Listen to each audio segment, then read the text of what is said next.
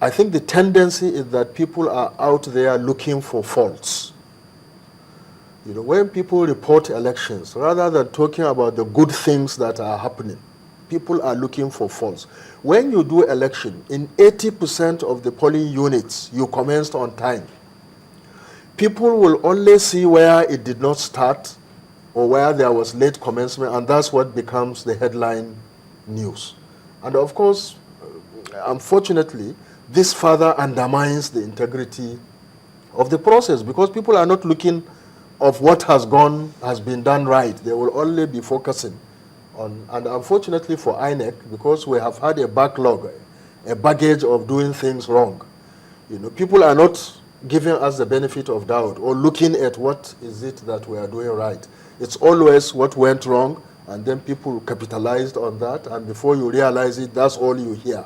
Negative, negative, negative. I think we really have to also look at these issues. In the introduction of innovations to the elections, Ekiti Osun, why are you not introducing the card readers to the Ekiti and Osun elections? Yes, what is worth doing is worth doing well. We've already given contracts for the card readers. We've started receiving some of the supplies. We want to pilot them in some of the by-elections, smaller by-elections, you know, that will come on.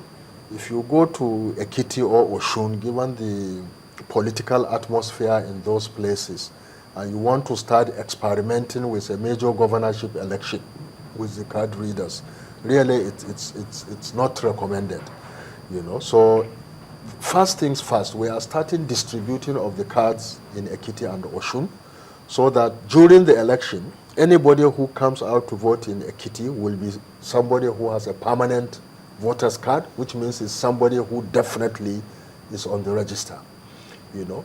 Then by the time we get to 2015, all the card readers would have come. We've done the appropriate tests, you know, piloting, and then we will be confident enough now to deploy them appropriately. So frankly, we've never said we will use card readers in Ekiti and Osun, and we are not going to use card readers in Ekiti and Osun. But in Ekiti and Osun, we've gone a step further, you know, because now people will vote with their permanent voters' cards.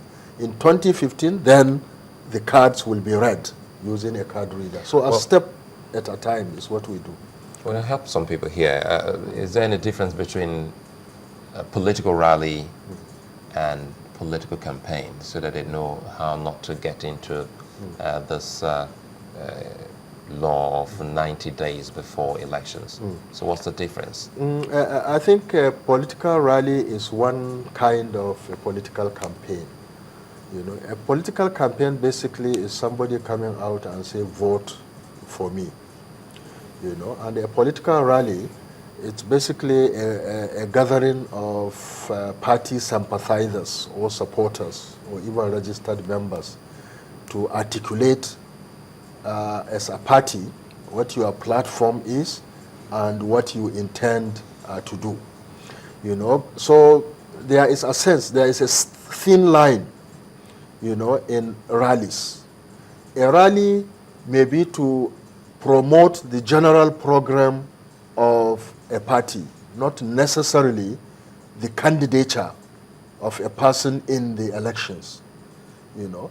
So, but if somebody goes to a rally organized by a party and starts saying, vote for me as a candidate of this party before the 90 days, then they have crossed the Rubicon and they are now doing something illegal. But if a party, if you organize a rally and you gather your people and you talk about your program or things you are trying to do, you know, those kinds of things really are not technically the same thing as coming out and saying, vote for me for this position or for that position or at the next election. So posters are also, of course, what we see. You see billboards, you see posters, you know, that's campaign. And a lot of it also falls within these offenses.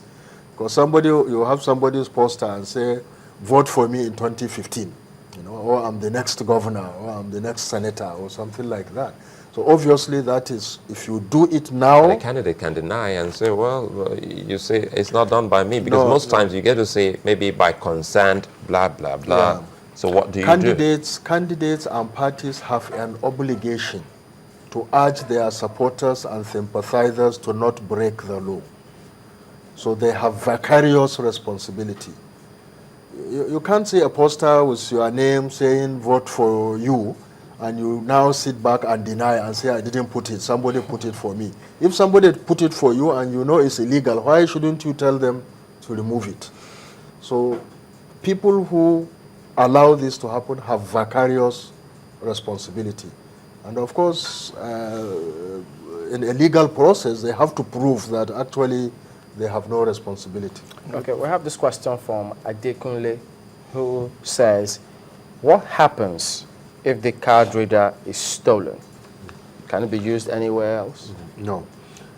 First of all, if it is stolen or if it is purchased, you cannot, you see, we program the card readers, and there are keys. Before a card reader becomes operational, somebody will have to use a password.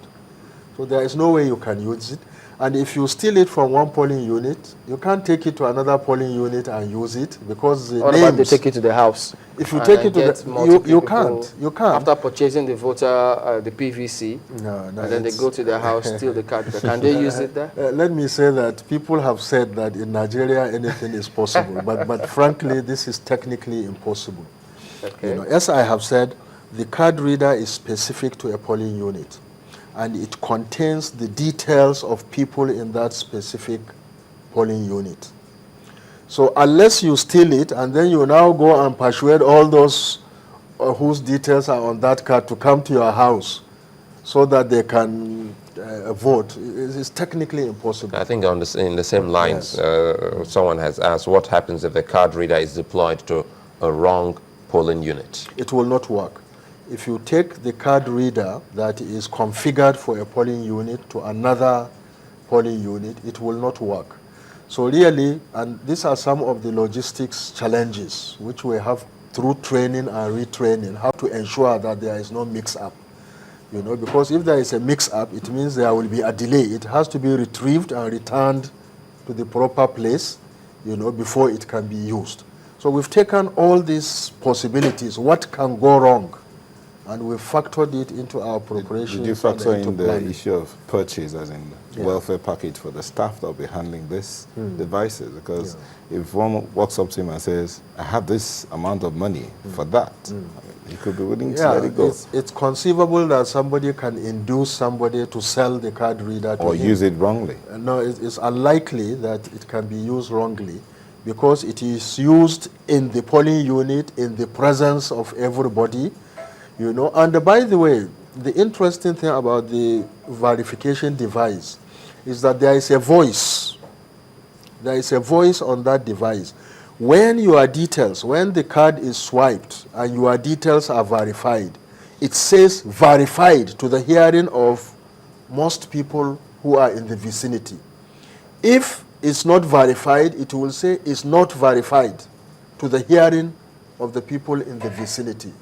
So if it says not verified and people are there and the agents of parties are there and they still allowed it to happen, you know, and our staff connived and nobody has drawn our attention to it, you know, it's really, if it happens, then there is high level of deliberate, willful attempt to undermine the process in a community with the connivance of virtually everybody who is there. So it's very, very highly unlikely. Okay, all right. We have to thank you for coming on.